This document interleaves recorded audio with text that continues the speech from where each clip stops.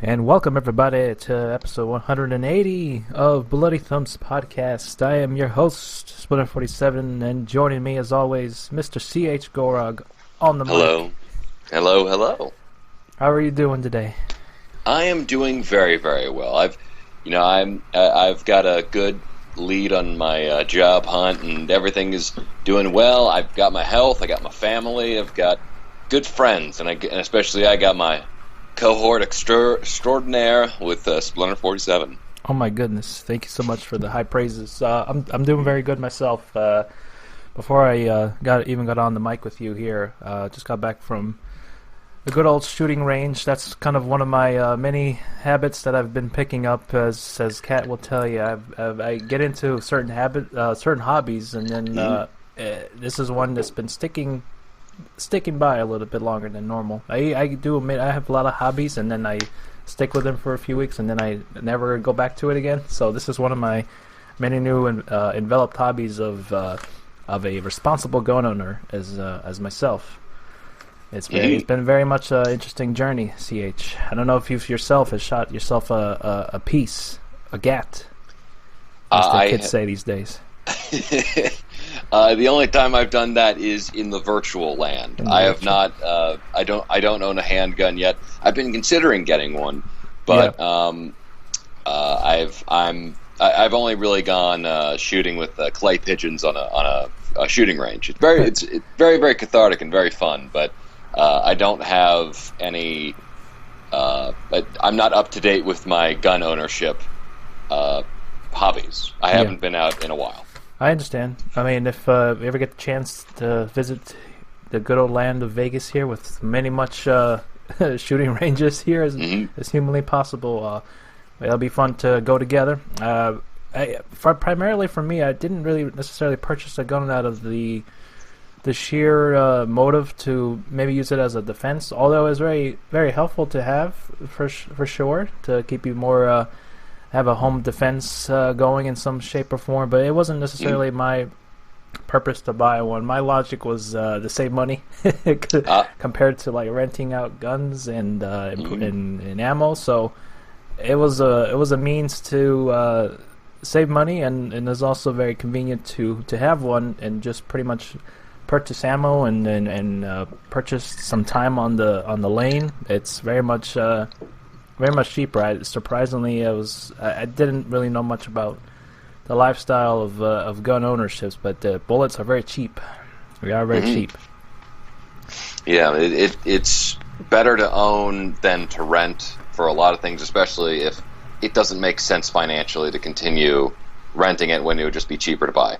Yeah, if it's for a certain amount of time that you're going to be going, like I have been going. I haven't gone 3 weeks in a row, but I've gone at least three or four times after purchasing one. So it's been very kind of consistent, kind of when I have time, because my schedule is kind of ever changing due to the fact that it's a part of a very young company, and a lot of new people getting hired here in the Vegas area that we got going on. Eventually, from what I've been told, we're probably going to end up moving to another building at some point, because we're already very much fast revamping at this point.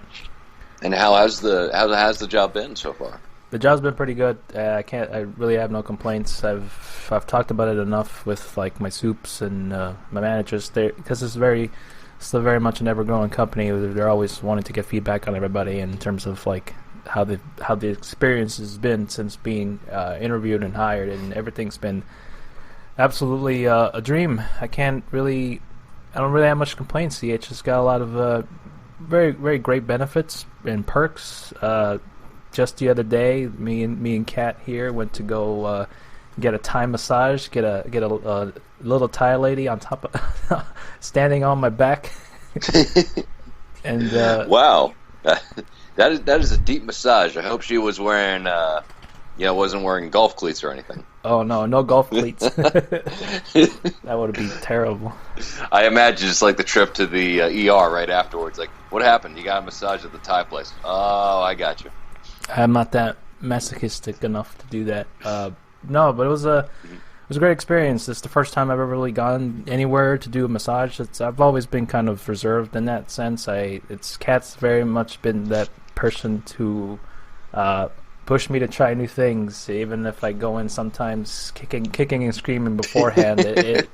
She pushes me enough to the point where I was like, all right, I'll try it. As I think about it a lot more, hey, okay, this isn't so bad. It's a lot of it has to do with being comfortable around others and being half naked and just more of a self-conscious thing. That's always been something I've never been too entirely comfortable with, so the self-body conscious-wise. But at a certain point, you think about it a lot more in depth beforehand, and you think, there's a lot of other people that have worse bodies than me, so I can't think about it too much. Dude, you got a Brad Pitt body compared to me. I got Chris Farley. You're fine. Don't worry. But yeah, it was very invigorating, so to say. Good. We felt so good after we got out. I was just my posture was like straight as an arrow, and and the next morning we slept pretty good, and the next morning we're like, oh, we're sore in some parts. Yeah, I can only imagine just be like, it's like that one, you go to bed after working out like 3 hours in the gym, just like, wow, that was really okay, not 3 hours, like 2.5 hours or something. There's like, you get that really full body, like just like workout, like, wow, I feel great, like I'm gonna sleep well tonight. Then in the morning, you're like, oh my god, what have I done?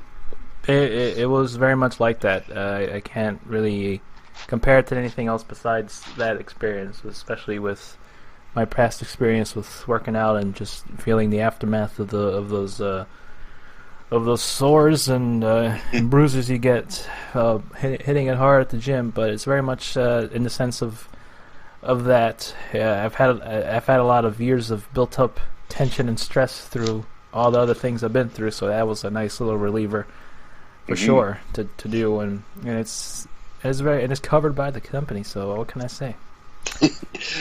Now that's the best price you could possibly get.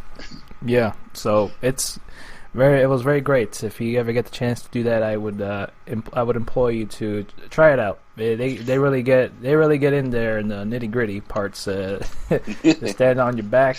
They get on the table that you're on, and then they put you like in a UFC submission hold. All sorts of good stuff to get all the parts cracking.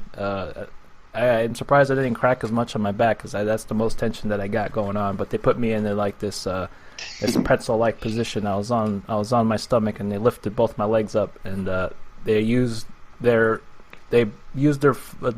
feet to get leverage on the back of my knee, and then I heard all sorts of cracking that I had never heard before. It sounded like popcorn going off in the microwave. Now you said it was like a wrestler or an MMA star, just like pinning you down to do this. Were you just like relaxing on the bed, just like thinking like, okay, this could be good, and then you hear from the background, and his name is John Cena. That's when I tensed up. Honestly, they very much use it in to get to that point very early on. It's all a work in progress. It's all progression. You can start from something small and light to get to that very very last part to doing all that pretzel like stretching and movements to get up to that point. But it was very very good. I cannot stress that how enjoyable it was. Kind of the after effects once you kind of get out of there and start walking, you feel very much a difference. You're in a very much in a zen moment. You feel very zen like. It's not like I can't imagine to do anything else, any other massages like this anymore, because it's very very different than a lot of your traditional American like massages. It will get to the point, if I ever go to places that are more catered to just regular massages, I'll be like, this didn't do it for me. Like Massage Envy, you know. I think I'll probably have to build myself up to actually get that kind of massage. Yeah, I kind of went in full force, but they took it easy on me. It was very, very interesting. I would highly recommend it if anyone get the chance to do that. Yeah, it was all good. I'm very much stretched out right now. Mm-hmm.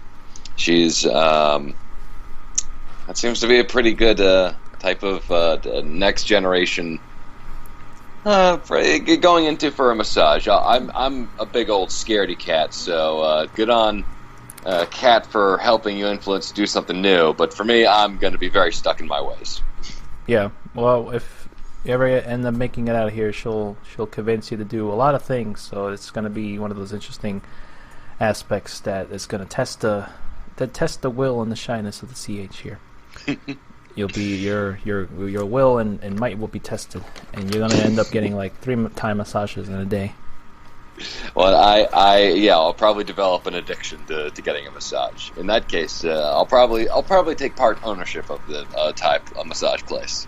Absolutely. Besides that, what was the other thing?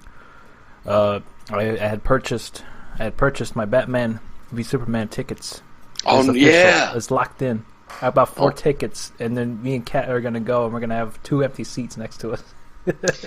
Oh my gosh. That's how I'm into it right now. We're going to make sure our experience is as prim and prime as possible. I'm looking forward to hearing back from you to hear about the experience as well as the movie, just because that's one of the biggest hype movies of all time, really, and I'm really looking forward to seeing the film myself, and I wish you and Kat nothing but the best when you go to the theater. Yeah, I'm very excited, man. It's just a few more weeks away. It feels like it's been years since we've been talking about this movie with the delay, and then this here. It just felt like a long ass time coming. I'm just very much excited to see the movie at last and see how it is. It's gonna make or break DC here. This is a big proving point for them. It's going to be really the start of their shared universe stuff, because Man of Steel could have just been like a solo film, but they definitely made sure that this time around it's their shared universe stuff. They got a good number of different characters in there to start. Batman, Wonder Woman, the Justice League, Cyborg, Aquaman. This is their proving ground. So I really hope I hope it's fantastic. Absolutely. But yes, that was kind of what's been going on with me these last few days. I know that we've had discussed. You have been playing. If you wanted to get to this, if you have been playing the Witcher 3 DLC. Yes, I did. Heart of Stone. Yes. Or Hearts of Stone. Hearts of Stone. The DLC that I've, as you may have already known, if people listening have been praising this DLC ever since it's come out. It was an absolute enjoyment piece of DLC. That's probably the best, one of the best DLCs put out there, and especially for a game such as The Witcher and all the hard work and the hours invested in this game. They didn't necessarily have to make one of these, but it was well worth an amazing addition to already a great game that we've already discussed with our end of year podcast with the BGB. It was 2015. That was my game of the year. Yeah, and absolutely. it is. For those of you who don't know what The Witcher 3 is, you play a medieval fantasy version of a detective and bounty hunter, except you hunt monsters and help villagers with problems with your senses. And one of the story DLCs that they have is called Hearts of Stone, which is about a 10-hour experience with a $10 price tag. And this is just, CD Projekt Red has already gone out of their way with the main game. They could have just charged $10 for anything, and they would have made so much money off of it because people trust their names. And just, this is an incredible experience because it is a very different type of story that's going on. It's working. The Witcher universe kind of deals with the theme, different types of fantasy tropes and stories, like in the main game, like Cinderella, or doing like a lot the Ragnarok prophecy in Norse mythology, or a good number of retweakings of Polish mythology. Like one of them was the Tower, where there was a princess in it. Of course, there's always a princess in a tower, but this time around, it kind of deals with a genie, or maybe it's kind of left ambiguous, but it's all about this genie who kind of gets you into his employment, and he says, "I will save you if you from a particular situation. I'm not going to tell what. If you promise to fulfill these 3 wishes for this guy," and who turns out to be. I'm trying to think. It's Von Everec. I'm trying to remember what his first name is. Evren? Oh, man. It's been a while since I played it. Let me look it up real quick, but it's... not Emil Von Everec. But he is like this... he's this immortal character who doesn't suffer from pain, and he's kind of this wandering bandit leader at first, and you're wondering, like, what is his deal? Because, like, he seems to just be very interested in pleasures, but he doesn't really seem to take a lot of interest in them, or a lot of, like, the extremes of life. And the more you go throughout the story, you realize what has happened to him and how he's reacted to the world. It's a fascinating story because I guess he's the antagonist of the story, but the problem is that it's not that real simple, because you're not actually against him. You're going through his past, and then you never really have this confrontational moment. It's just this, you figure out about this guy, and then you're kind of left up to judge about him and what's going on in the story. And the Mirror Master, or is it the Master Mirror? I just call him Mirror, who is the genie-like character, or the Jinn character. Who, yeah, he seems to go by a lot of names. I remember I found his name. It was Olgierd von Everec. Olgierd, got a cool name there. Yeah, the Master of Mirror, or the Man of Glass. He goes by, I don't know, 3 other different names, but mainly like the Master Mirror, or Man of Glass. Yeah, it's pretty much like the genie-like character. It's very much, as you've already kind of seen in some of the different kinds of stories, is always skewing the wishes that he grants, skewing them and shaping them to benefit him rather than the actual person that is requesting the wish, fulfilling. Yeah, pretty much. And what's really interesting is that he doesn't. You don't even really get a sense of what his plans are, because he seems like to be such an old, immortal character that his ideas and his plans for what he wants are just so beyond kind of common understanding. Right. Kind of where Von Everec is, where, if given enough time, Olgierd might, because it's a distinction since his brother, whether or not he's actually in there, or if it's just learning about him, he does pop up in the story. And with Olgierd, he lives for so long that you kind of start to get a picture of him, but he's still a mystery. And it's just this very, it's just sprawling kind of family story of figuring out like these different characters and how they fit into each other, and the story of Olgierd and the old adage, be careful what you wish for, because this guy, when Olgierd wishes for immortality, he gets what he wishes for, but the problem is, like, he's living like there's no tomorrow when he first starts out. But the longer he lives, he realizes there is going to be a tomorrow, and all of the things that you plan to enjoy today aren't going to mean much when tomorrow comes around, and when you don't plan and when you don't anticipate, the future, that it can get to be a very confusing and a very painful life. And this is just a fascinating look at the idea of immortality as well as wishes. And Geralt runs into his one of his old friends, Shandi.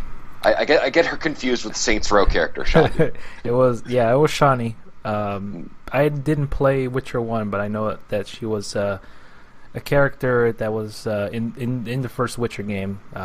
Obviously, from the interactions that Geralt has with her throughout the DLC, it does indicate that they were somewhat a bit more closer than any kind of like one-off appearing character, for sure. And I know she was mentioned, when I can recall, in a journal entry in The Witcher 2. That's like way obscure, but yes, she was mainly she was a prominent figure in the first game, from what I've done my research on. And yeah, that's where that part of the DLC that gets into where you work with her and Olgierd's brother to fulfill, I guess, part of his wish as well, to have a good time, since you ended up recovering his body, and then he's just pretty much a ghost in the game, and he can't really do much and drink. I think he tried to drink a cup of beer, and he couldn't, because I think his hand passed through it. One of those ghost realization moments. It was like, oh crap, I forget, I'm dead. And so they strike a bargain. Olgierd strikes a bargain with Geralt for one of the kind of bigger set pieces where you have to go to attend a wedding with Shani, and so you have this ghost taking over Geralt. So you have control of Olgierd, who's in control of Geralt, and you're trying to, and you can either be, it's either like you're a dick or you're an unintentional dick. Where he'll either try to say the very selfish and egotistical thing, or he'll accidentally try to say the wrong thing when he's trying to be nice.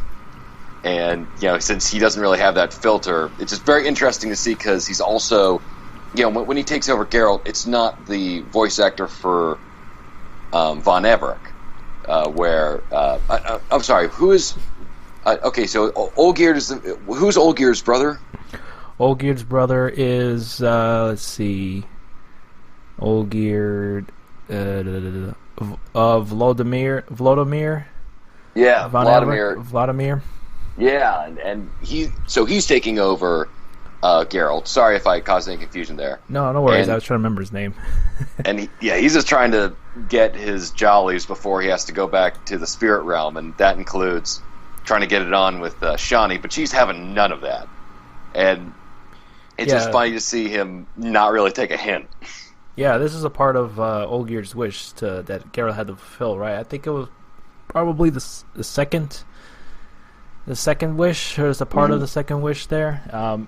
Not to mention that I think I'm trying to recall too the reason that even Geralt got into this, mixed up in this whole mess, was, and I think in the beginning of the DLC where Shani goes down in the Oxenfurt sewers with some soldiers to collect venom from the monster, the Toad Prince, and the monster that ended up slaying her entire escort. And then Geralt got involved in that, and then he ended up being like when he ended up he was a prince. He was a prince, and then he got taken by the soldiers who knew the prince, and because he murdered the prince, and that's how he got out of the prison in that big ship. There was like a heavy storm going on when he was on that ship. And there's the implication that maybe it was like orchestrated too, I think. Yeah, by the Master of Mirrors. I always want to say the Glass Master or Master of Puppets, just because it just rolls off the tongue. Just like I'm going to call him Mirror. Go with the Metallica reference. Yeah, Metallica maybe. It just there's the implication that Mirror has orchestrated this in order to get Geralt onto his side, including because originally he was in the main game. Actually, he says like I'll help you out here, but you got to help me out in another place, down the road. Yeah, he was. I do remember him actually. I mean, surprisingly, because some of the other NPCs that you encounter usually have similar or the same face, and but the different characters. It even happens with the kids too. Some of the kids look a little freaky and way old for their age. Like they superimpose like a 30-year-old man's face on a kid's body, and they put it like it does. I have seen that. in the game. It was kind of freaky. And you see them more than once. They don't really expand out too much of the different appearances in some of those kids and other NPCs, but willing to forgive it because the game is such fully loaded with amazing characters and dialogue and story that I forgive that. I mean, it's just so much. There's so much to the game that I can't even fault him for that. But when a 10-year-old has a 5 o'clock shadow, that's like, okay. Yeah, that's a little sketchy. But yeah, you do meet the Master Mare like way in the beginning of the game. I think he tells you where, gives you more information on where Yennefer is, and you didn't really think of too much of him until then, and then you rekindle into this DLC, and then you recall when he brings up how he aided you a little bit about the location of Yennefer. So he wasn't part of the whole game at all, the whole time. He was there the entire. It was me, Austin, the whole time. And there's, you know what I like about the inclusion of this DLC, as for characters, storyline, environments, and areas, is that unlike something like Fable 2, where they just cordoned it off and said like, oh, if you want to play this, you need to download the DLC. This just says like, this just doesn't do it. It's seamless in terms of just like opening it up, and just seems like, okay, if we had a little bit more time and just a little bit more of an interesting AR, a little bit more of interest in terms of exploring, you could have found it. But it opens up very, very well. My only big downside, I love the story. I thought it was very well done. I liked how it explored all the family, the big family tragedy with these people. Right. The only downside I'd have to say is I like the fact that the new bosses are a bit harder to beat, because it's a lot more than just roll or sidestep and swipe, roll and sidestep and swipe. You have to actually understand the animations. You have to understand the warning signs of everything. But I think maybe a little bit. We talked about this before. Like maybe a little bit inspired by Dark Souls to get good at identifying. I would absolutely say so. It was very much Dark Souls inspired. The actual gameplay that we have with The Witcher is very, very good. It's complex enough for you to not just be a very typical button mash. There's a lot of strategies involved, and even prepping for a battle is also a strategy as well, if you choose to go that route with the whole potions aspect of the game.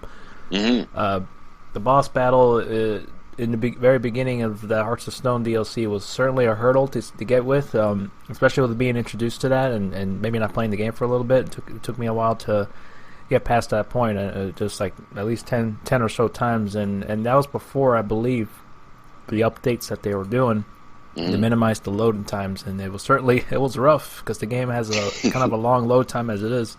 Oh yeah, especially after dying. I mean, you will not want to die, not just because like I'm going to lose all my progress. I don't want to try to start the battle from the beginning and chip away the boss's health. It's just like, oh my god, I can't deal with these load times, because they can get over how many times you will die with the Frog Prince or with the. Oh my god, the Wraith in the paintings, I could not stand. I was like, this is ridiculous. This is impossible. So the Wraith in like a Dreamscape is a boss you have to fight, and she will attack you, and the trap sign that you have, was it Quen? Where Quen is the shield, and Yarden is the traps. Ard is like the force push, and Igni is the fire. So it would be Yarden, where Yarden would work with any other Wraith, but it doesn't work here. And that was just something I'm like, oh my god, you got to be kidding me, because like she is so fast and will kill you. And it's like, all right, I guzzled down all my potions, all my healing potions, and like chip away about like 25% of the health. And then suddenly, she'll open up a painting, and I'll try to roll on over there as soon as possible. Right. But by the time I get there, it's already too late. She already gets like all of her health back, and I'm like, I can't do this again. And the only way I can actually get on over to bust down the painting and attack her in a short amount of time to where the health doesn't regenerate fast enough is putting myself really open for attack. And so it's just, wow, I could not for the life of me figure out that right combination of doing all that. So I just bumped it down one level so that I can actually, hurt her while I was actually going through it all. Yeah, it was certainly a challenge. I would say that. I don't remember, because I've only ever played it once, the DLC, and I'd love to play through it again. I do recall it being a little bit challenging and frustrating, and it did remind me very much like Dark Souls. It did require you to have more patience and to understand the AI patterns. Fortunately, I didn't have too much trouble with that one, because a lot of my strategy in The Witcher 3, especially during these boss battles in the Hearts of Stone DLC mainly, a lot of it has been using the Quen sign a lot of the time to shield up, and if you upgrade it enough, you get like this whole shield protection, like an orb surrounding you, and when enemies hit you while you have that shield on, you'll regain health and not get hit. So that has helped me tremendously without even having to waste potions. If you get to the point where you can't take any more potions because you're gonna overdose on them, that was proving an incredible strategy to try for most of the enemy types, boss battles included. That does help to try, but I didn't have too much trouble with that one. The Toad Prince was the one that challenged me the most and gave me a lot of patience to have for completing that one. But beyond that point, I didn't really have too much trouble with the entirety of the whole DLC as much. But it was certainly challenging. A lot of the enemies were very much different than your standards that you've faced before, and you actually have to really be on your toes for a lot of the enemies, and including those wraiths, and including the spiders that can easily gang up on you and slow you down with shooting web at you. And the caretaker. Yeah, that one was a little bit rough, but it wasn't impossible. It reminded me a lot like a Silent Hill character. I mean, the designs are fantastic, and they still fit the universe, but really expand upon the really kind of disturbing, ethereal, spiritual stuff. Especially, one of my favorite aspects was the two servant animals in the house, where they're just like, they're just ghosts that they bound to a cat and a dog. That was it. Yeah, they were tied to the house without any kind of way to get out, like a never-ending cycle. And they have a lot of gray and moral choices, but interestingly, in this time, it's a moral choice with Olgierd's wife, who you don't really see the ramifications of. You're only left to speculate. Where before in the rest of the game, it'd be a black and white choice, and you would see the ramifications of it as either a black and white result, or it would be a gray choice, or it would be a black and white choice that ended up with a gray kind of result, or whatever, all the different types of choices. But this time around, you have a very big choice that you can only imply an inference, and you're kind of making a choice within in a bubble, really, because you never see what happens as a ramification of your choice for the end of her story. That's true. I did very much enjoy that aspect too. That was one of the main quests involved in the game. That one I was so into that one. I felt like it was incredibly well done, and very much had a very different feel than throughout the rest of the entire main game. It felt very much like a horror game a little bit in that aspect, when you were walking in and out of the house, and things will be moving around, and things falling, and paintings falling off the walls. It was very spooky, so to say, and that part was so good. And then you end up seeing Iris in the aftermath of what had happened to her. It is just horrifying the way she looks now. Oh yeah, it is pretty terrifying, but it gets even worse when you understand the history of what was going on and how she ended up in there, and how you feel for Olgierd after that, because it's a very very strange type of choice that you have to do with that, and then just like in terms of telling him about the ramifications of that. And I don't want to. I'm using kind of generalizations here just because I don't want to spoil anything too much. But it's very, very well done. And just as a side note, I know a lot of people were angry about how, not angry, but just were upset with not even upset, just like had a problem with the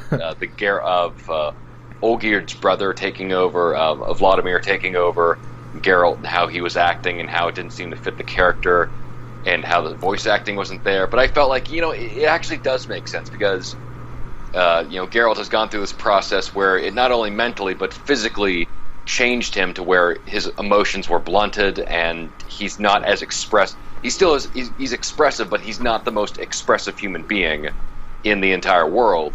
And so when Vladimir's trying to be this big charismatic ham, really, it just comes across as weird and stilted because that he's still being affected by the transformation Geralt went into becoming a Witcher, and so that made sense to me. So yeah, I don't see the criticism there. Absolutely, I saw no problem with that. I thought the performances were incredibly well done, and just a little moment of levity and being able to see Geralt in a different light than you're normally used to was certainly a breath of fresh air, and a lot of that little minor complaints with that. I felt kind of the same way a little bit too, but that's because it was out of context. Anyone who's ever saw the clip of him wearing like the donkey hat, if you ended up losing like a card game against one of the dwarves, you'll end up wearing like because he was being a dick to them when they were playing cards with the dwarves, and I'm not the best at Gwyn because I don't have all the good cards, so I ended up losing and ended up getting like a donkey ears on my head and calling me an ass. And you see things like that, and it's completely out of context. I could certainly see how you feel that way, but once you get all the context in there, it all makes sense. It's all well done. I enjoy that aspect as well.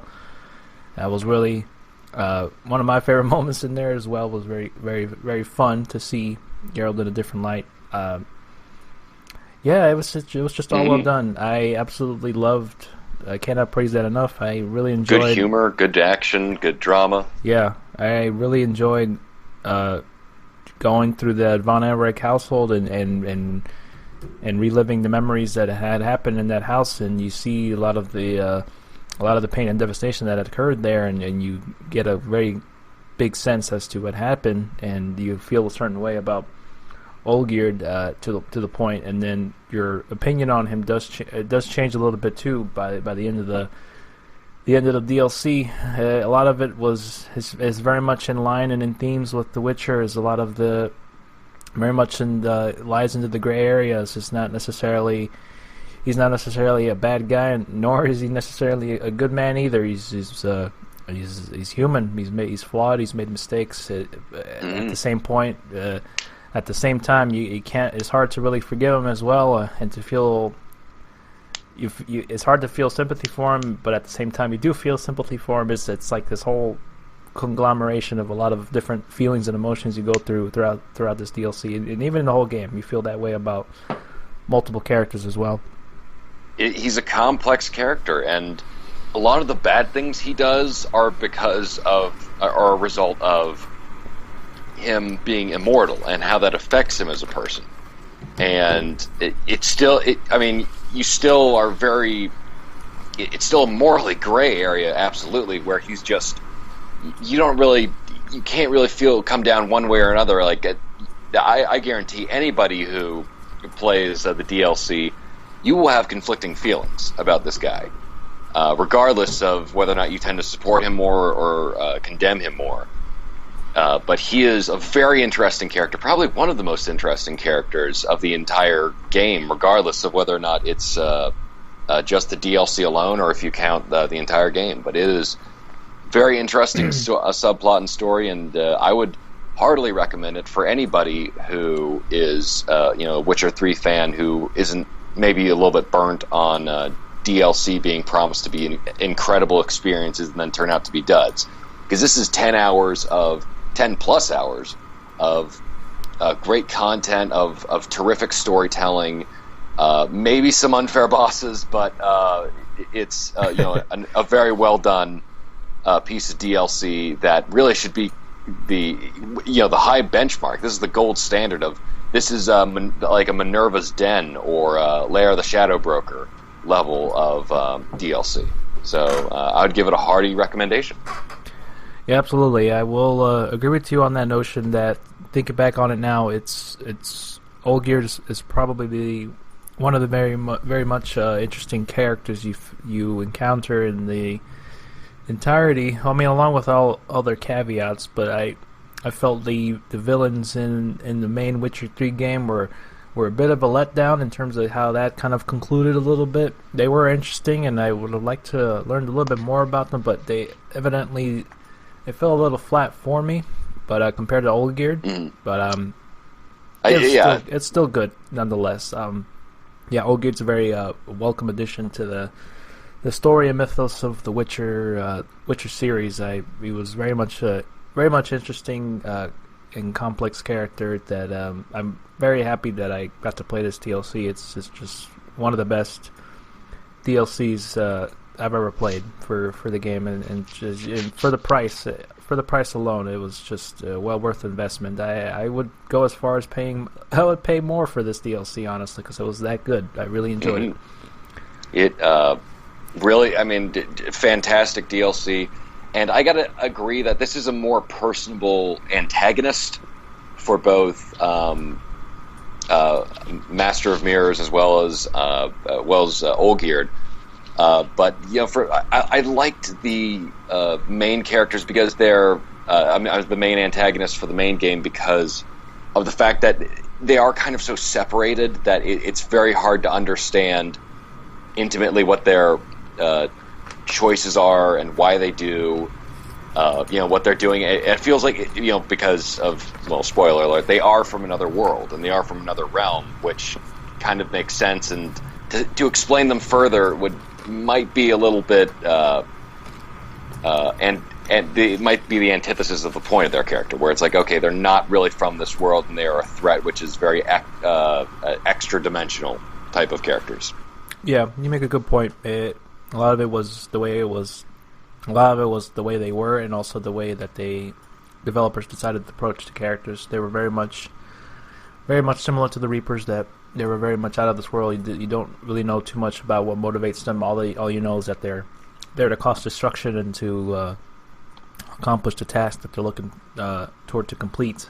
So that kind of makes them ever so important and intimidating even in and of itself. Even with what you've seen them do in the cutscenes, it's like the power that they have is just out of this world, pretty much. And they're both very different approaches. But yeah, I certainly can agree with that.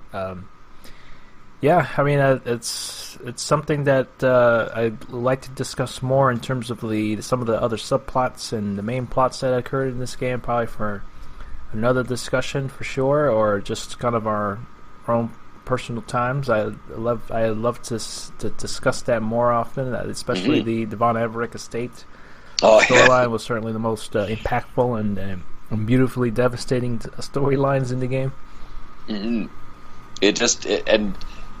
I don't want to spoil it, but it's very, very interesting for this character study of this immortal guy who starts to, I don't even know if take life for granted, but it's this look at like what he has to actually do in order to live.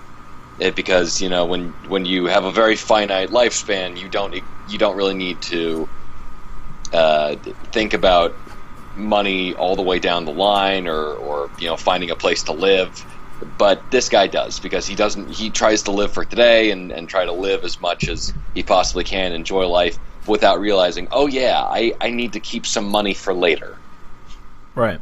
And it was a very, very good approach to the topic of immortality, as you mentioned before. It's not always necessarily covered as much, and it was certainly interesting to explore that topic a little bit more in terms of like especially what he's gone through with being immortal, to the point where it's kind of everything's kind of mundane to him, and nothing, he doesn't even really bother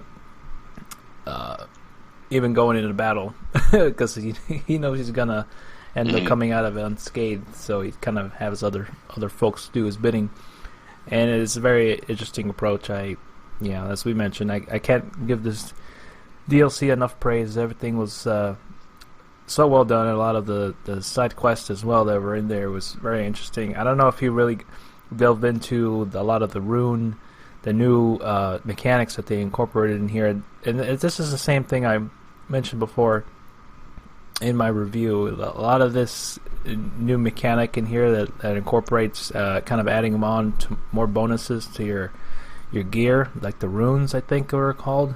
Mm-hmm. A lot of it had you locate the kind of like these blueprints to unlock them and give you a little bit more of an edge. I could see this being something that you would invest more time into when you started the game off new, but especially completing the game afterwards, it doesn't necessarily warrant enough interest to go do that unless you're going to be preparing for the next DLC. So that's something I really didn't get into as much. And what was the other thing? But yeah, pretty much that was kind of one of the things that was in there. And I know that this is one of those other exceptions of DLC as well, that you don't necessarily have to beat the game in order to play this. You can kind of play this. You can play this anytime, even before you beat the game, and it gets to the point where you have to be at a certain level in order to kind of have a fighting chance to even play this DLC. Because you pretty much can play it anytime, I believe you want, up to a certain point into where the plot opens up. You'll be able to play it any time, but I wouldn't recommend it because I've done that before with like a side quest. I was like 10 or 20 levels below, and it was a struggle, man. Those dwarves, I had to fight dwarves, and they were tough as nails, man. I had to fight them individually, and it took me. And luckily, I got a little bit lucky because there were other NPCs that were accompanying you to do this, and they were certainly helpful to help me defeat them, because it took me like 10-20 minutes to kill like 4 dwarves, which in a regular standard even level you probably would have beaten them in like less than like 3 minutes. So I wouldn't recommend going any further in those quests than any lower than you already are in level. So that was one of the things, because we discussed just before too. There was a woman that you meet at like an auction or a painting auction that knew. Oh yeah. That knew Vesemir, and that kind of story can go either way depending on how far you progress in the game. So that was a little interesting as well. That's kind of one of the few things I find fascinating. Just kind of one of the beginning aspects of just what makes a great RPG like that, was just having so many variables in place. Because Mass Effect did something similar to that aspect, and I like that they're still keeping up with that expectations we have, with kind of having as much variables as possible and much more freedom to access this DLC than just having it be something you have to beat the entirety of the game to unlock. So it's very, very good that they're doing this, and that I hope that's still the standard for most of the DLCs out there. Mm-hmm. It's an incredible achievement in the DLC, just the breadth of what they were able to accomplish here, and I honestly am not sad that I got a season pass like this. I swore off of season passes, but this is one season pass that I am not ashamed to have, because these guys work so incredibly hard on everything that they do, and this just only solidifies my love for them. Yeah, and we still have one more final piece of DLC, Blood and Wine, coming out later this year. I don't believe there's been a confirmed date for it yet, but I know that it's currently in the works. I'm looking at an article on this pretty soon. Let's see. Yeah, so the final expansion is looking to have possibly June release, or as soon as April or May. So we're not very far off from this second expanding DLC, which I believe is going to be offer about 20 hours long of content, and it's going to take place in like a whole new different location that's very much more a colorful land It's going to kind of set up. It's like a land that set itself apart from the war-driven narrative of the main game. So it's just going to be interesting to see what this location has to offer especially with them not being so incredibly kind of war-ridden, like every other place in the game has been. Like you could obviously see that there's been a lot of battles in some of these places, especially when you start off in. I think it was in No Man's Land. That place looks incredibly worn out from like all sorts of war going on there. With the amount of creativity and just outright imagination that the developers put into do you remember those like small segments of the main game where you would traverse between realms and you'd see just how different things are? I have complete faith in them for Blood and Wine to go absolutely bonkers. Yeah, I cannot wait. It's going to be an interesting different approach to how they handle the environments, and it would be absolutely a breath of fresh air to see. And the game's colorful enough. I mean, it's not like it's completely gray. No, and not like Fallout 3 gray and anything, or gray green or whatever that color they were going with. But it's going to be interesting to see a different location that's a lot more vibrant and not as war-driven as other locations have been. According to a report, the Blood and Wine DLC will be. Let's see. It's going to be a narrative that of Geralt and of Rivia and Yennefer are now over. I think. Let me see. What am I reading here? Yeah, but pretty much it's going to be a whole new expansion, as we've already discussed with the Hearts of Stone. Was much more of a new expansion. It's gonna require the player to be at least the level 40 before you can even access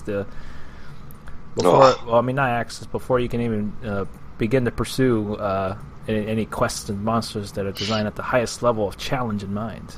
So I think I'm at level 38 for my character at this point. I've been doing a lot of the Witcher contracts that I haven't done, and I can't really see myself. I can't see what else I can really do to even get to level 40, because I'm barely even scrape past like level 38. I don't know how I'm going to get to level 40 by the time this DLC comes out. We shall see, but I look forward to the challenge that it has to offer here, as we've already discussed how well this Hearts of Stone DLC already was. I am very much looking forward to another extra 20 hours into this new environments that we got going on for Witcher 3. Woo! I cannot wait. I mean, it's a fantastic game. The DLC makes it just so much. It just adds so much content to it, because we've seen half-assed attempts at story DLC just thrown in there casually. A lot of times that was for Fallout 3, and not really care about like really adding on. But these guys they go out of their way. Of course, I didn't really do the rune system. I completely forgot about it after the introduction. Like, these are going to be very important. Like, oh yes, no, don't worry about it. Like 5 minutes later, was I thinking about something else? No, I guess it's fine. Yeah. And these guys have made a great add-on story and put in so much thought and care into everything. I'm looking forward to Blood and Wine. Yeah, I'm very much looking forward to it as well. On a side note, I did see that with the ever closer release to Quantum Break going on, they've trademarked the Alan Wake Returns. Remedy has done so, and it turns out it's going to be. Oh yeah. It's going to be like a mini TV show inside the game. So I don't know how that's gonna work out. I know that they've been talking about this kind of this feature or kind of implementation in Quantum Break for a while, and this is back when Xbox One was getting announced, and it being more kind of like an entertainment television kind of oriented device. And before that whole Kinect thing had happened, they kind of revamped that whole notion of what they were going to pursue. Microsoft was going to pursue with their Xbox One, and the TV series is being not so memorable with the whole Halo, the whole Halo TV show going on, and Yeah, originally it was going to be like, okay, it's Steven Spielberg's going to be a part of it, and then it was Peter Jackson. No, it was Peter Jackson, then Steven Spielberg, and then the only well-known director who's been a part of anything was Ridley Scott for producing Nightfall, which and that was it. So reports are saying that this trademark was due to Quantum Break possibly including some aspect of a miniseries or TV show included in the game regarding, I guess, a little bit more of an update or maybe what's going on with Alan Wake. As fans of myself, was a fan of Alan Wake, and we were left with that big ass cliffhanger as we're kind of foaming at the mouth to find out exactly what happened and how they would end it.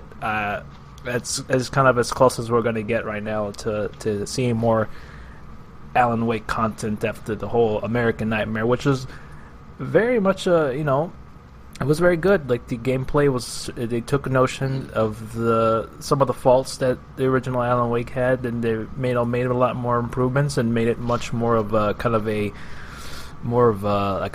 serialized kind of Twilight-ish. They had a Twilight Zone vibe going on there.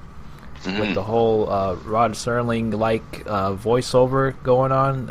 I absolutely love that approach. It's like the champion of light. Yeah. I love that approach they took to it, and I just wanted to see more and see kind of where he goes from here. Honestly, like, it was just one of those games that I really enjoyed, and it was different enough to what they were doing before with Max Payne, which was kind of what they put them on the map for being kind of very much this small team, relatively small team compared to like your AAA games, like Activision or AAA developers. They were a very small team, and to have made such a ambitious project such as Alan Wake, and now with Quantum Break, it's I've always been a fan and respected the work that Remedy has done, and I hope Quantum Break is good. I don't know if I'll ever play it because I don't have an Xbox One, but I wish them the best of luck. I haven't been as attentive to Quantum Break. It just, for some reason, I just have not got glued to it. The episodic thing, it's weird because like the episodic structure hasn't always worked for the downloadable stuff. I know for when they were doing the Signal and the other pieces of DLC for the original Alan Wake, they wanted it to come out sooner, but just didn't work out that way. So I wonder if they're going to try to do. I mean, people are starting to delve back into episodic gaming with the success of Telltale's series and Life is Strange and that season pass. The thing that I'm really worried about is that are they just going to do episodic gaming like with the Phantom Pain in terms of how they split it up? There was another game I'm trying to think about where you would end the story. I think it was actually the original Alan Wake. Yeah, Alan Wake was Alan Wake was very much like that. It was done even before the whole episodic gaming really took off, and it was becoming more of a little bit of a trend. It took me hard to say. It's becoming a trend right now for that to be the thing in games. But the thing with Alan Wake was, even though it felt very episodic, you got the full package. It's just the way that they showcased the story was very much felt like it was you're delving into like a TV show. I guess meant for the sake of ensuring that you recall what had happened prior to what you've been playing, because obviously people sometimes aren't able to play the whole entire game in full lengths very often, and then I think they took the approach to make it more of like a TV show. It's like, all right, this ended on a cool cliffhanger. I'm done playing this. I'll probably get back to it next week after I got free time.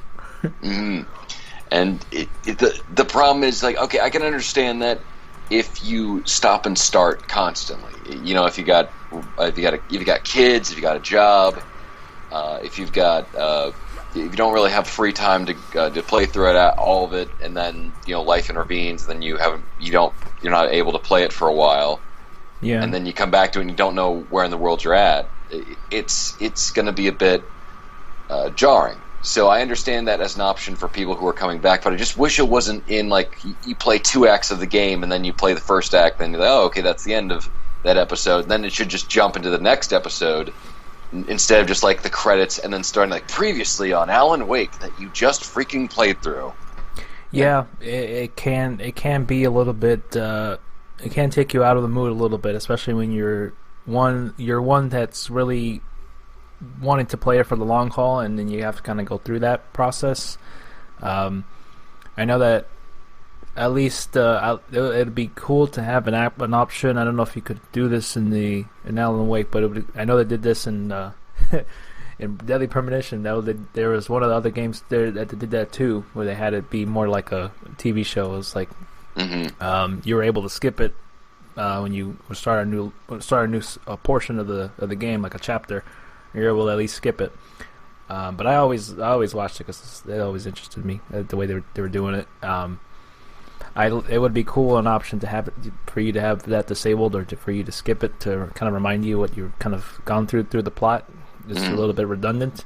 It also kind of feels a little bit like, I mean, it could be, you could do like an option like what Netflix does. You skip through the intro of the TV show and you kind of get right into the nitty gritty of the show. So that it could be something to be considered, for sure. I can't see it being taken too much manpower to do, and it certainly will alleviate some of the redundancies of kind of being informed of what had happened in the story, even though you just played it like 5 minutes ago.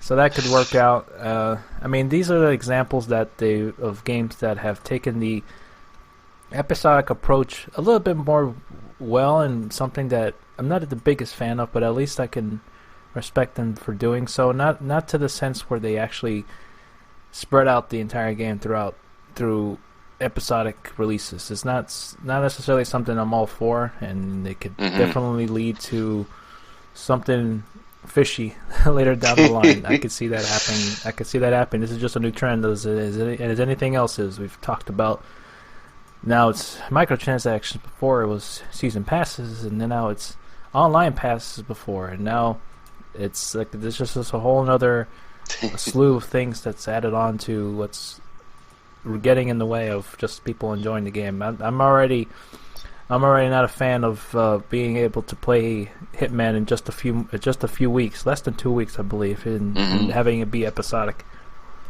Well, we shall see. Hopefully, it's more like the better, more up to date episodic content of Telltale games or Life is Strange, or developers who can keep to a schedule and not Valve episodic games. And to with season passes and episodic gaming and microtransactions, to quote Robert Shapiro from The People vs. O.J. Simpson, there's some stinky fish in here. It's kind of my little 2 cents, real quick on kind of an update on what's going on there. We'll see how I hope Quantum Break is really good. I hope that it's one of those. I hope it's a surprise hit, because I know a lot of people are paying much attention to it, because it's kind of been like around for a while, in development for a little bit. I know that they had to do pretty much redesign the whole. I don't know if it was the whole cast, but the main protagonist is definitely had a redesign in their whole kind of approach on what they wanted to do. Partly, I guess, because of the whole situation that had occurred with maybe the Xbox One. Maybe it had something to do with it, with the reinvigorating their approach on what they were going to do with the storytelling of that game. I'm not too sure, but it's looking promising. Remedy's always been very much a developer that's always takes their time with their projects, and it always comes out very well. It may not be the greatest thing in the world, but I can always respect them trying something different. I can recall them doing something interesting and different on the Alan Wake DLC, even though I'm still kind of a little annoyed how it was approached. I'm sure not by them, but maybe a little bit of a nudge from Microsoft on that aspect, because the DLCs were very vital to the game, and I felt like a big chunk of like the explanation of the ending of the main game took a back seat into this DLC for kind of explaining a little bit more, feeling like it was more complete, so to say, even though maybe it didn't explain too much as I would have thought so, but it felt more complete with those additional DLCs. Yeah, it's another thing. We'll never find out what the reason was on that one. I think, as we can tell, there's a lot of, even with the highest budget games that go on. I find the production stuff fascinating, where of why they need to change, whether it was change of direction or change of just of game design, of story elements just because of game design, like with the Big Sisters in BioShock 2, or if you've listened to any of the developer stuff on the game Prey. I mean, it's like the start of the game. The start of the game development was totally different type of first-person shooter, as opposed to what we got at the end. And there's only maybe a few hints at the original. But I would be interested to see kind of the development process of Quantum Break and seeing how in the world they were able to get all of that, how they got from there. Yeah, absolutely. I'd be very interested in seeing that as well.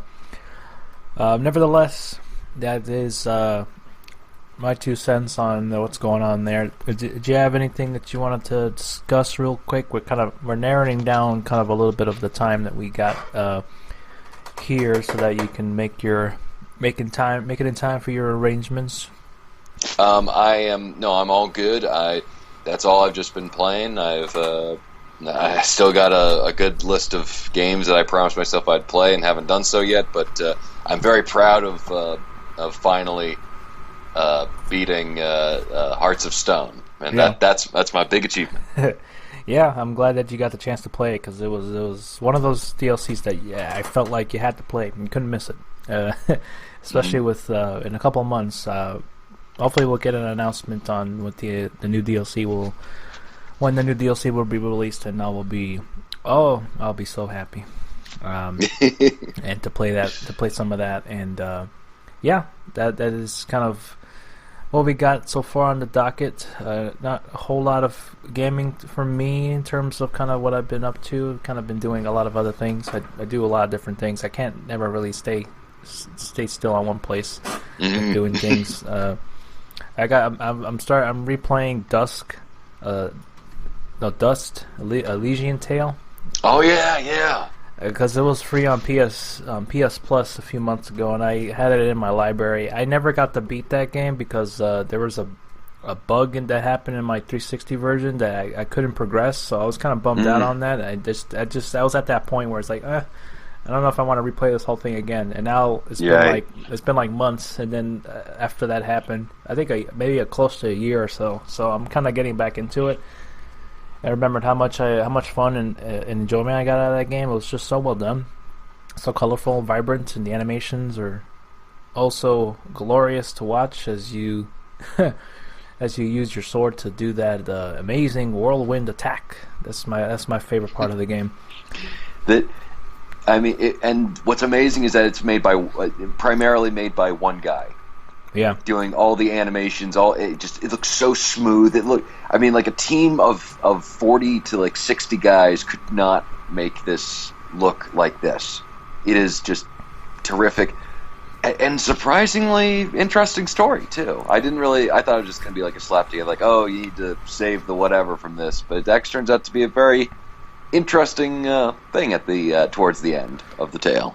Yeah, I gotta get back to that point where I was, because I was really digging the story. The story was very much very interesting, and the performances were really well done. It really hit me in an emotional level at one of the parts in the game. I was like, oh damn, this is some heavy stuff, especially for a game not looking to be the most nitty gritty of games, but they tackle some hard subjects there. But I want to play more of that when I get the chance, and hopefully not get to that point where I get stuck again and unable to beat it this time. So we'll have to see. Quick thoughts before we go, and we got 9 minutes left. No, we can push it out a little bit more. Yeah, I mean, however you're feeling, we're pretty much kind of wrapping up some loose ends here at this point. I just wanted to get your opinions on what did you feel about the Oscars. We need to talk about that a little bit. I didn't watch it. Okay. For the No, I'm just bored by it. Yeah. I mean, it's very obvious that a lot of times it's just. I mean, I felt this way for the longest time. The second I realized it was kind of it's nice to put focus on the people who deserve awards and whatnot when it really lines up for it. But for a lot of time, just kind of the studio patting itself on the back or having pageantry of it all. The moment I realized the first opportunity, both of them were music related actually. The first time I kind of questioned the Academy's decision in terms of nomination was the Joby Talbot's score for the Hitchhiker's Guide to the Galaxy film that didn't get a nomination at all compared to everything that year. And I listened to the rest of stuff like, wow, this is bland and forgettable. I don't know why. And it's like, okay, that's kind of strike one, whatever. And then I stopped paying attention, but I thought it might have some merit until I saw the year where Daft Punk's soundtrack for Tron Legacy just was completely ignored. I'm like, okay, that's it. Yeah. Sorry. That would put the nail in anyone's coffin for wanting to watch the Oscars. That is true. I felt like they got incredibly snubbed. Got incredibly passed over because even though Tron Legacy wasn't a good film, Daft Punk's soundtrack did make that film for the most part. You know what? I felt the same way. I feel like I'm kind of in the minority about this. Just for a lot of people and critics, it's about what's popular at the time. And I won't say that Tron Legacy is a great story. I think it's kind of a very simple story, but that's how I felt about Mad Max, where it was like a very well done, simple story and visually astounding with a great soundtrack and good leads. But for some reason, they went crazy over that one, and then were like mild with this one. So I don't get it. Maybe it was just like, oh, it's the return of George Miller back to action director status and doing a lot of practical effects, even though there's a whole lot of special effects that no one wants to talk about in the film. And anyway, it's I get you. It's just a weird. It's a weird case-by-case basis with that. It feel like there was some favoritism going on with that, and I honestly, I did not see anything wrong. It's not a perfect movie. I mean, I didn't mind Tron Legacy, but I got a hell of a bashing on it, and and honestly, Kat and I feel the same way. I need to watch Mad Max again, but I enjoyed it for what it was, but I didn't necessarily agree wholeheartedly about a lot of the. It's not the best movie. A lot of the praises, in terms of Best Picture, this year wasn't necessarily the greatest year for the Oscars as well. And honestly, I can't say you really missed too much on the Oscars. But we only ever watched it because we had a game going on in terms of like what guesses we would get for winning. But it was fun in that aspect to do, and we tied. So there you go. We still haven't figured out what we're gonna do with the tiebreaker, but. Tiebreaker, like for the first one to draw Leonardo DiCaprio getting his Oscar stolen away by a bear wins. Yeah, that's a good one. I'll review this. You know what? I did see snippets of all of it, and there was that like one really awkward random celebrity who came out and was talking about like, oh, race is, just like don't look at race. It was like nobody understood what the hell she was talking about. Yeah, I don't recall exactly because that I felt the same way as you did. It was just kind of one of those real quick. I remember it because Chrissy Teigen had a look in the background that just like popped up on social media, just like her just like having this like face of like disgust and horror, just like what the hell is she talking about? Yeah, and the fact that you had Chris Rock hosting the show and just like. You need to give people of color more opportunities and chances, which I do agree with. But this is a guy who lives in like a multi-million-dollar mansion. I don't know if like he's the best spokesman for equal opportunity and recognition. And also, I just don't like the fact that the Oscars are not willing to look outside their comfortable wheelhouse. For instance, Beasts of No Nation was completely robbed because Idris Elba gave one hell of a performance. That should have been nominated for Best Picture, but it wasn't because it's Netflix, and they are terrified of the new kids on the block. Yeah, There's a lot of missed opportunities, a lot of grievances I've aired already in terms of like the results and the Best Picture. I honestly did not believe Spotlight deserved to be Best Picture. A lot of it had to do. What I feel that a lot of it had to do is because it was more of a message to get out there that it's a message film. It's a message film, and the Oscars are all about spreading that message, even though everybody in their mother's knows this is already kind of going on. Much like the message about the race, I understand it. It was kind of annoying, honestly, to have that be the theme of the show, pretty much. I feel like it overtook what the whole purpose of what the show was. But honestly, I can understand why it was done. And even in the sense of it's more than just blacks not getting nominated. There's other ethnicities that didn't get nominated this year. Oscar Isaac should have gotten nominated. Oh, for Ex Machina, he was awesome in that. A lot of other people of many backgrounds should have gotten nominated. They're not. Spotlight wasn't a bad film, but it's not. I wouldn't put it up there as Best Picture. I was incredibly surprised that it even won. Honestly, even the Best Picture nominations, most of them I didn't necessarily agree with as well. There's a lot of room for replacing ones and removing some that are already on there. But yeah, I had my grievances there. It wasn't a big agreeance as well with Mark Rylance for Bridge of Spies as a supporting actor. I did not see it. Yeah, I liked him. That's kind of out there. He was good, but I was like, yeah, that was a very good performance. I wouldn't say it's the best of the year. I mean, I haven't like I would take Tom Hardy in Revenant over him in Bridge of Spies. Yeah, and I saw that, obviously I've seen The Revenant and I've seen Creed, and I would have given it to either or. I would give it to Tom Hardy or Sylvester Stallone. He was really good in that one. I mean, the studio is famous. The Academy Awards are famous for giving awards to people who got shunned, and if they're up there in age, this is probably going to be their last time that they're going to be there. And Sylvester Stallone, he deserved it. Come on, I mean, just like the guy's putting his time, he's putting his effort. Except for the Expendables film, he absolutely he's putting his heart and soul into the newer works. Like he did so with Rocky Balboa, he did so with Rambo, and he definitely did so with Creed. Yeah, he was very good, and I enjoyed Creed a lot, and then I expected it to enjoy it coming into it. A lot of it was very well done. The one shot fight match, boxing match that they had was so well done. 4-minute one take. Hell yeah, and Michael B. Jordan absolutely should have gotten nominated. He was very good in that movie. Yeah, he was.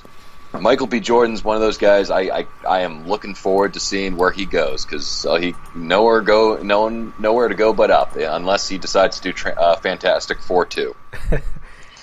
Yeah, unless he's contractually obligated to, he's kind of had no choice in that matter. But we'll have to see. He's a very promising up and coming actor right there. Very very well done in that movie. But beyond that point, I didn't necessarily agree too much with Best Picture winners and supporting actors. But that's just me. Honestly, it was for the most part that they got it right for the most part. No, even though Leo still won, there's still plenty of Leo Oscar memes out there. It's like that moment when Duke Nukem Forever actually came out, where Leonardo DiCaprio actually won the Oscar, where it's like, oh, we can't make fun of this anymore, damn it. Yeah. It's Well, yeah, I mean, I'm glad that some of the winners won. For the most part, it was not a good year. No, especially with Sam Smith with Writings on the Wall for the new James Bond film. He said, like, man, I absolutely hated writing that song. It was not a happy camper, and just like, wow, dude, you don't need to say that when you won Best Original Song. Just smile and say, okay, thanks. and then move on. Yeah, I'm surprised that one I think the song on its own it's all right, but it's not a good James Bond song. That one for the record books. When you talk about best James Bond songs, it's not. It's not even. It's probably like all the way dead last. I think Madonna's "Die Another Day" is on top of that one. Ooh, yeah, that's a pain. I don't even remember the song for.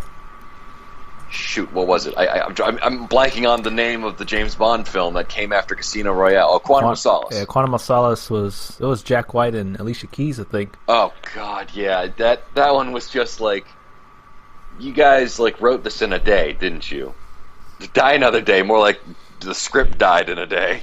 Yeah, it was necessarily not the best either. The Skyfall was pretty good. Mm-hmm. It felt like a James Bond song, but yeah, we'll see what happens with that series as well. That's another one that's in the air right now. With if that's going to be Daniel Craig, he's going to be doing any more of that. Yeah, well, he said he'd rather slash his wrists than ever do that again. I am happy that Ennio Morricone won Best Original Music Score for The Hateful Eight, just because he has been doing this for a long time. The Hateful Eight score is very good. Yeah, and I'm glad that he's getting some recognition. Good for him. And I saw on Reddit he's working in the business for like over 40 years, and then this is his first win. But just you could see on his face when we saw him present, he was like so emotional that he won. He was like, oh shit. Yeah, I didn't actually. It was like that spit take Tarantino did when he got Best Original Screenplay for Inglourious Basterds. Like, it cuts to Quentin Tarantino's like, yeah, whatever. Who cares? There's always next year. Quentin Tarantino. They oh my gosh, it is it's nice. I've kind of, once again, I've just not really cared much about the Oscars, but it's nice to see recognition for people who have been working so long and deserve it in a lot of cases. I think the Oscars So White controversy is going to motivate the Academy members to include more people of color, and I completely approve of that. I just hope it's them recognizing people of color and their skill.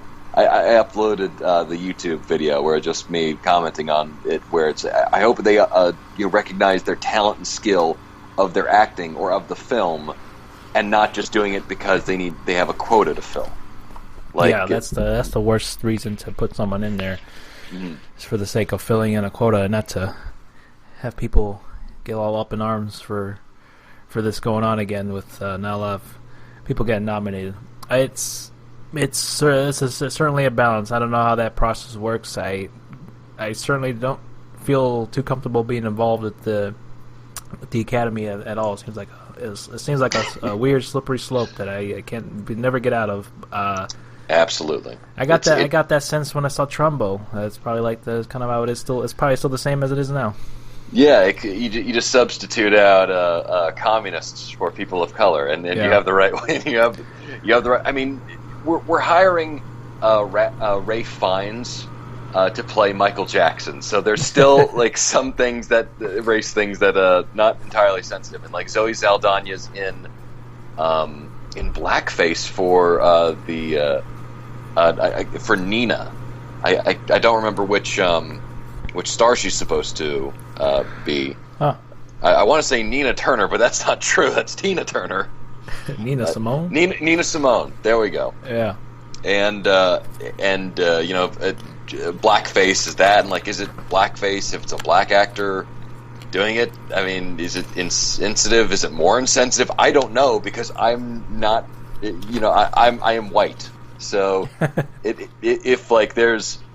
I can't really comment on this situation, but I do think that there needs to be more people of color at the heads of studios and making films of diversity of films that include black cast members, black filmmakers, and black talent, like Straight Outta Compton, very different one, or like the movie that we're talking about tonight.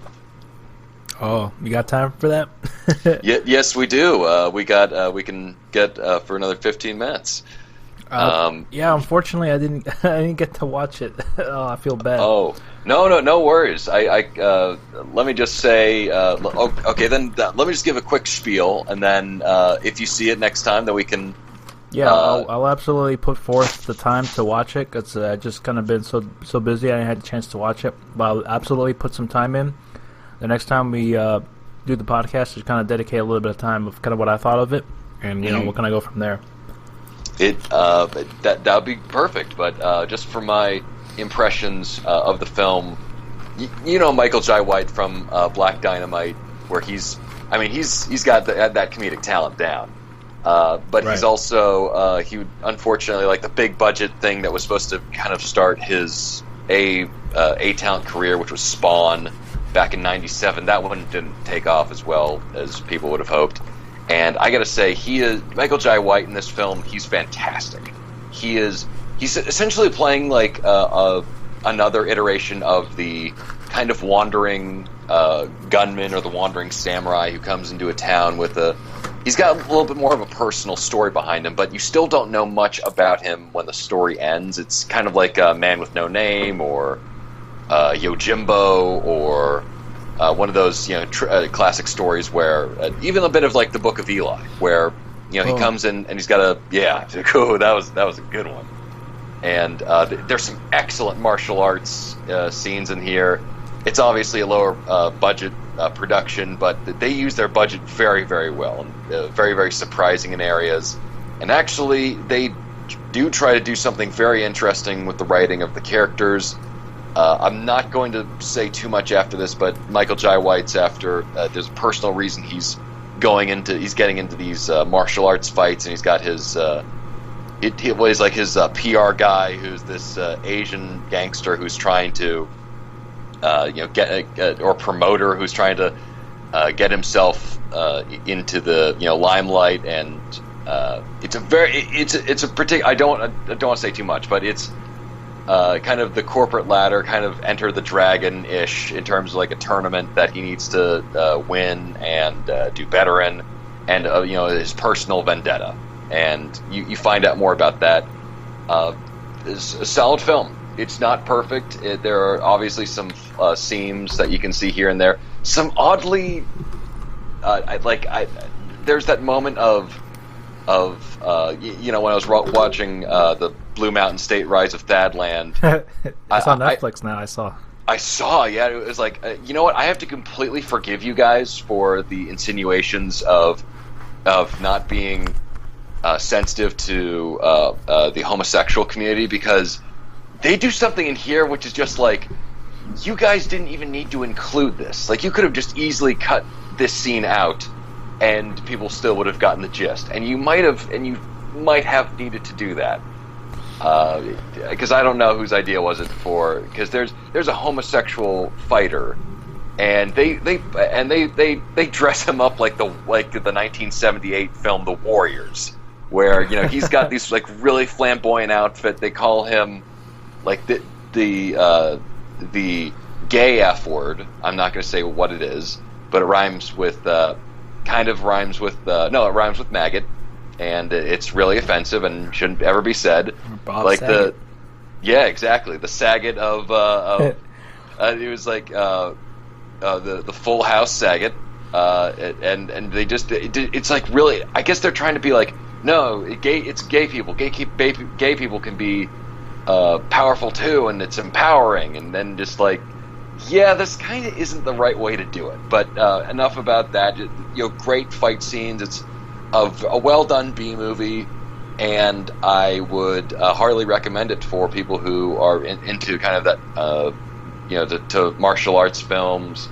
And it's also very well done, surprisingly well done for the budget. And Michael Jai White, I don't know why this guy isn't bigger, because he is, he was in The Dark Knight as Gamble, and he is charismatic. He is he's just perfect in the role. He's got pitch perfect comedic timing, and I just wish he was in more things. Certainly, for those who may have walked in just now. What was the name of the movie you were referencing here? Oh yes, Blood and Bone. Blood and Bones. There you go, ladies and gentlemen. No, Blood and Bone. And by the Blood way, and Bone. that plural. Okay.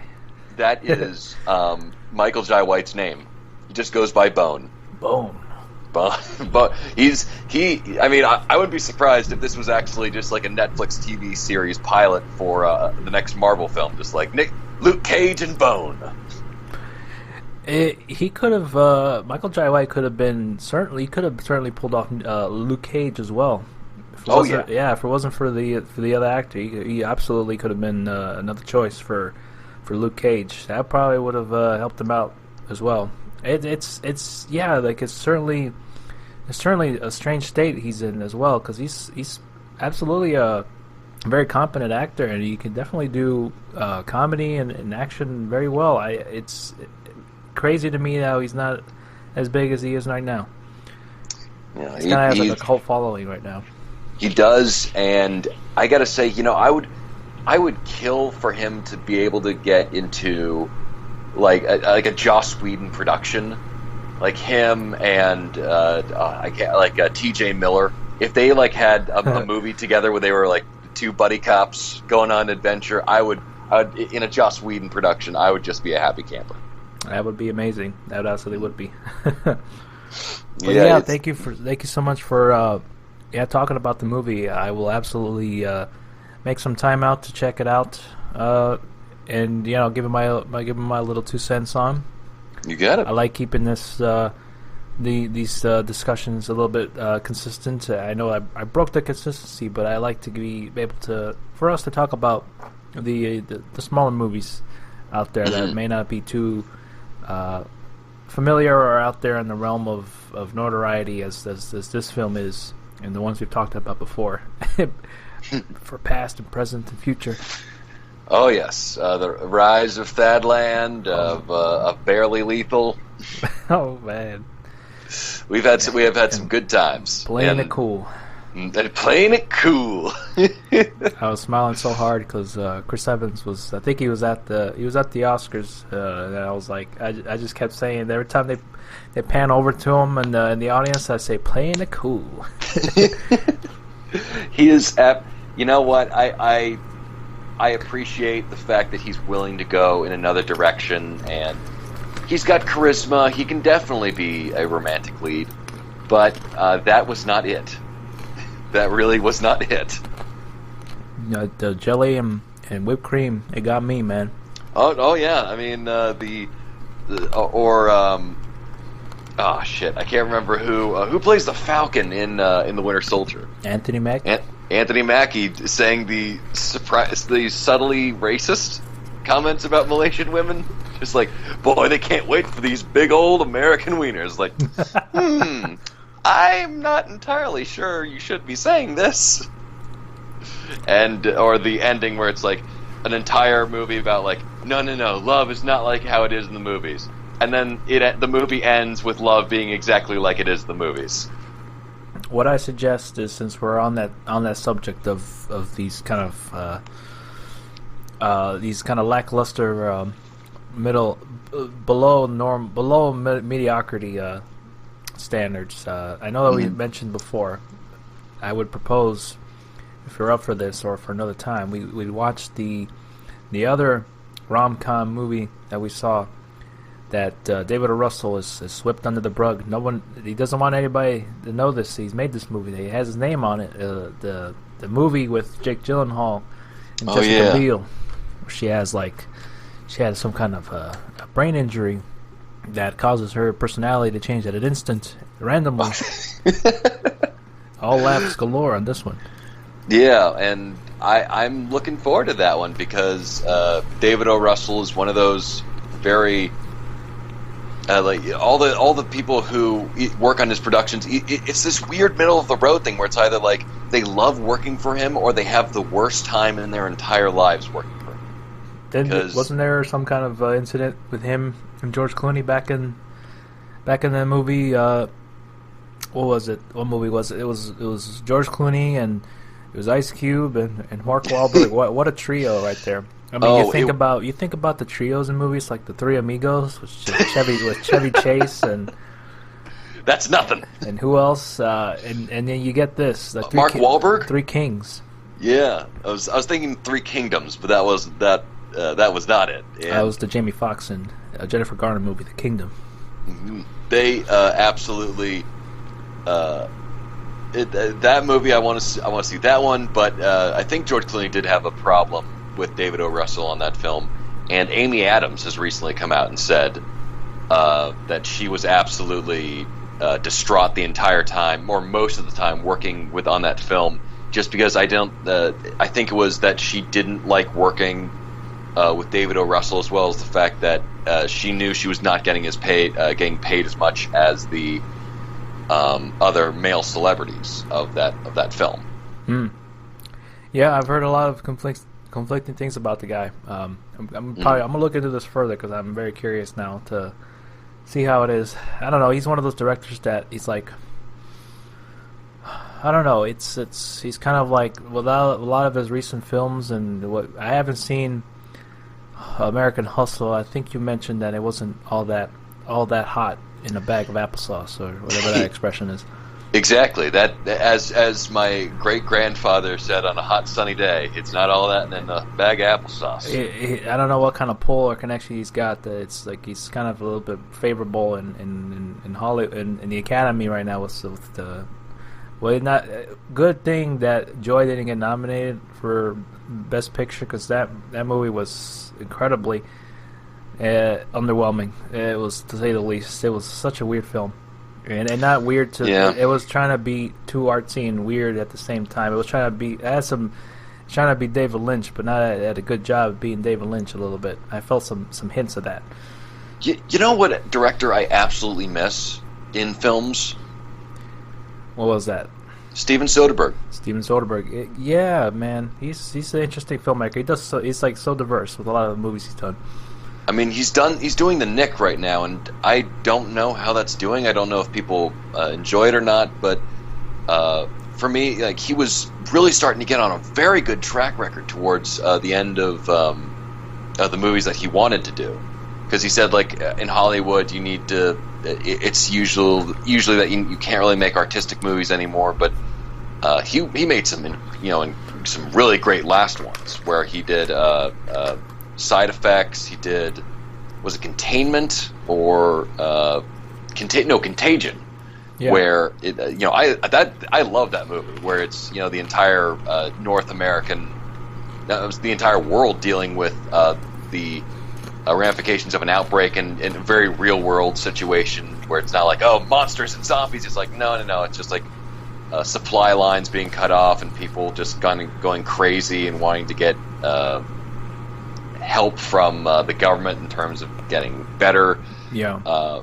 And also just some of his fun stuff, like Ocean's 13. He finally got that balance right after Ocean's 12, not exactly hitting the good spot that we all wanted to see after Ocean's 11. But yeah, it was unfortunate that they really just didn't really keep that anymore. That he's relegated himself to TV now since he doesn't want to do films anymore. Yeah, I mean, I can see how they can get burnt out. I love to see more work done. I don't know if it's just like a question of him not getting enough work, or just the question of maybe being burnt out on the movie landscape. But I like to see David Lynch do some more movies for sure. He's a interesting guy in real life and interesting filmmaker. I love some of his movies. We talked about this ad nauseum a lot. Lost Highway was certainly a weird film. Yeah. That Lost Highway, that was just a weird one.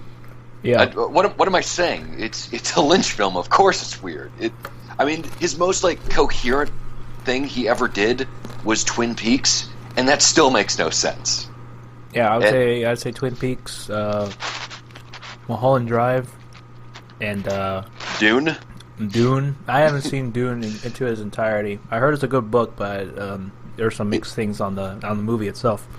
the movie's good for a visual sort of thrill for that time period, but right. Yeah, it's not that good of a story, especially since the book is so much better, and the miniseries too. Yeah, Blue Velvet was pretty comprehensible for the most part. Blue Velvet. Yeah, I love that movie a lot. Blue Velvet's pretty good. I need to see the entirety of Wild at Heart. I don't have that conviction or dedication. Mulholland Drive. That's the one with Naomi Watts. Yeah, that's one of my favorites from him. That and Twin Peaks. Mulholland Drive is pretty good. Mm-hmm. It's a little. It requires a second viewing to get the most out of it for sure. But it's comprehensible enough. Not to the point of Lost Highway, where I feel like if I watch it more than 2 times, I will never understand it.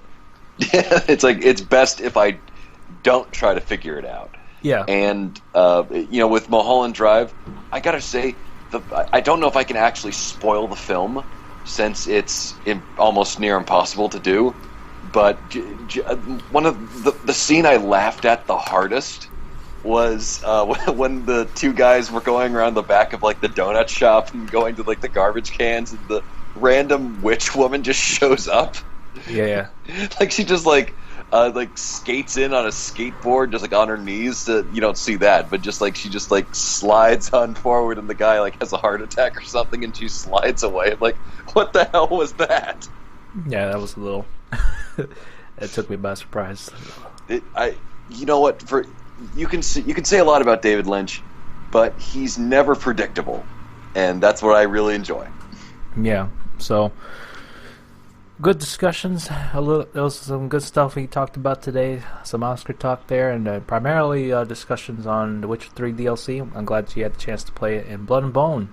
I will absolutely check that out and get that discussion in on the next one we do. But yeah, thank you so much, CH, for taking the time out of your schedule to record with me. I know my schedule is ever fluctuating right now, so we'll. Oh, no worries, man. It could change is changing at an instant pretty soon. So we'll see what other dates we have planned that I'll be free to record and you'll be free to record. So we'll always keep in touch and see where we go from there.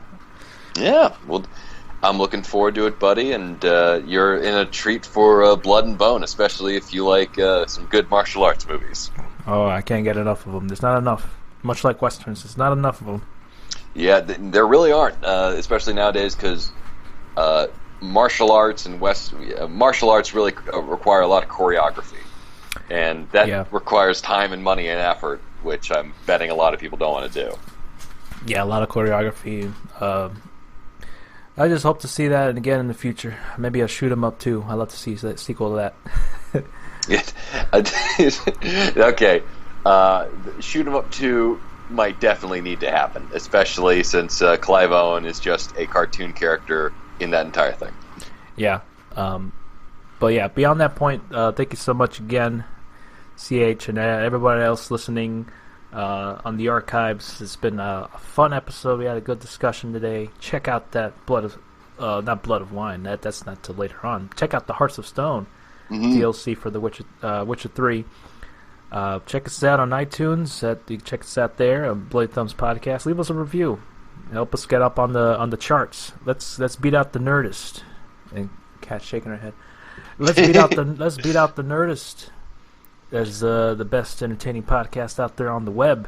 You're damn right. The Nerdist has got nothing on us, and if they call us out, I will quietly not say anything, but I will think of some very, very severe criticisms for them to think. Exactly. BloodyThumbsPodcast.com is the place to go for all your latest, greatest, and updated content. Maybe not so much. I got to update that site. I updated with the Soma analysis. Yes. Yeah, that's probably the last thing that's been updated, but we appreciate it nonetheless, CH. No worries. I'm still waiting. I'm still in the process of finishing that game. I don't know when, but once I do, I will dig in deep in that article you wrote. Yeah, it's been fun, ladies and gentlemen.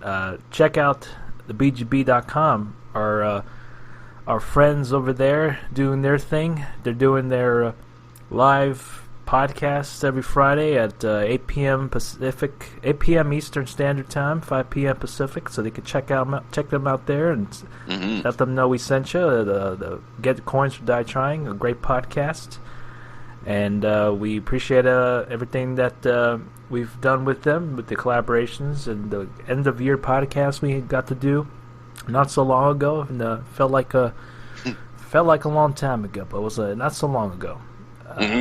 I will let you guys know when we'll be recording next time. CH and I will keep in touch on that. I believe the next week is March 11th, next Friday. It's going to be the release of The Hitman, so we'll see how that is. Play some of that and give my impressions on it. Hopefully by that time I've watched Blood and Bone, and we're only a few weeks away for Batman v Superman. This is going to be... what a time to be alive. What a time to be alive. I never thought I'd see this in my life. I never thought we'd get to see Frank Miller Dark Knight costume, and I never think that we got to see such amazing fight scenes as we've seen in that clip of the last trailer. Dude, he punches him so hard the guy breakdances.